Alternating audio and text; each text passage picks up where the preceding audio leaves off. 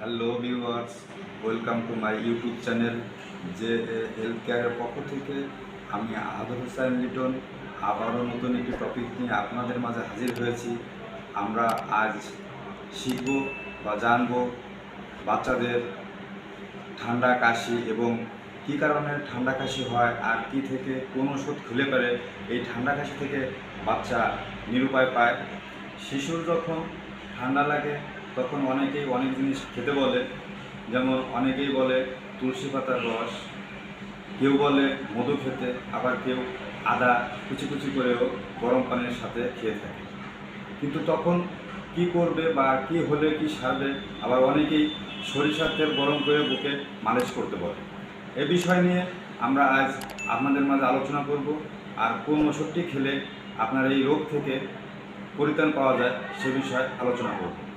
আসলে শিশুর যখন ঠান্ডা কাশি হয় তখন নানান জনে নানান কথা বলে, কোনটা করা উচিত কোনটা করা উচিত না সে বিষয় নিয়ে চিন্তিত থাকে। শিশুর যখন ঠান্ডা কাশি হয় তখন প্রথমে আমরা এয়ার ফ্যান গেট করা উচিত, কেন তার ঠান্ডা কাশি হচ্ছে, কী কারণে তার এই ঠান্ডা কাশি হচ্ছে, যে কারণেই হোক তার ঠান্ডা কাশি হয়েছে, এই থেকে কীভাবে পরিত্রাণ পাওয়া যায় সে বিষয় নিয়ে আমরা আজ আলোচনা করব। এটাকে সাধারণত নর্মাল ফ্লু বলে, আবার ইনফ্লু জাতীয় হতে পারে। এ দুটি বিষয় নিয়ে আগে আমাদের সঠিক ধারণা নিতে হবে যে কোনটা শিশুর হয়েছে।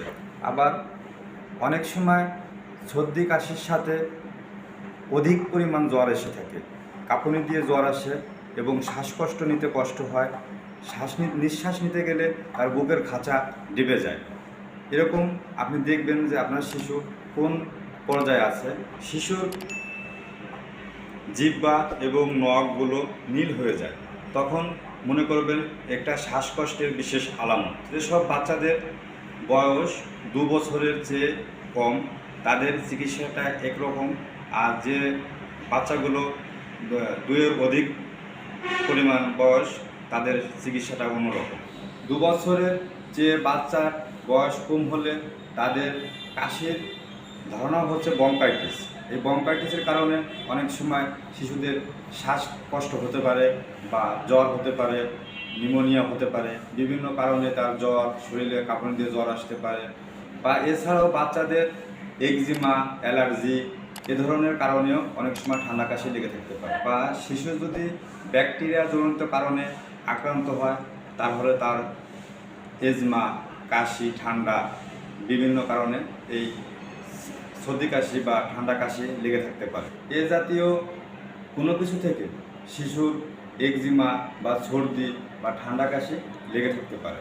শিশু যদি ব্যাকটেরিয়াজনিত কোনো কারণে আক্রান্ত হয়ে থাকে তাহলে তার চিকিৎসা এক ধরনের দিতে হবে, আর যদি ব্যাকটেরিয়াজনিত কোনো কারণে আক্রান্ত না হয়ে থাকে তাহলে চিকিৎসা অন্যরকম দিতে হবে। যেমন আমাদের দেশে শীত, গ্রীষ্ম, বর্ষা, শরৎ, হেমন্ত ঋতু পরিবর্তনের সাথে সাথে আবহাওয়ার একটা চেঞ্জ হয়। এজন্য শিশুর ঠান্ডা, সর্দি বা জ্বর হতে পারে, এজন্য ভয়ের কিছু নেই। এই বিষয়ে কোন ওষুধটি আপনি সেবন করবেন বা শিশুকে কোন ওষুধটি খেলে আপনার শিশু ভালো হবে সে বিষয় নিয়ে আমি আপনাদের আলোচনা করব বা দেখাবো কোন ওষুধটি আপনি খাবেন। প্রিয় দর্শক, আমার হাতে আপনারা 3টি সিরাপ দেখতে পাচ্ছেন। একটার নাম হচ্ছে প্রোপেন, একটার নাম হচ্ছে লিবোস্টার, একটার নাম হচ্ছে নাপা। প্রোপেন কাশির জন্য কাজ করে, লিবোস্টার নাক দিয়ে পানি পড়া এবং নাপা জ্বরের জন্য কাজ করে। আপনি এই ওষুধগুলো যে কোনো ফার্মাসিউটিক্যাল গেলে পরে আপনি ক্রয় করতে পারবেন।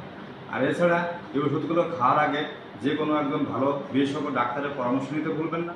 আমাদের কথাগুলো যদি আপনাদের কাছে এতটুকু পরিমাণ ভালো লেগে থাকে তাহলে আমাদের চ্যানেলটি সাবস্ক্রাইব করবেন, সাথে থাকা বেল আইকনটি ক্লিক করতে ভুলবেন না। ধন্যবাদ।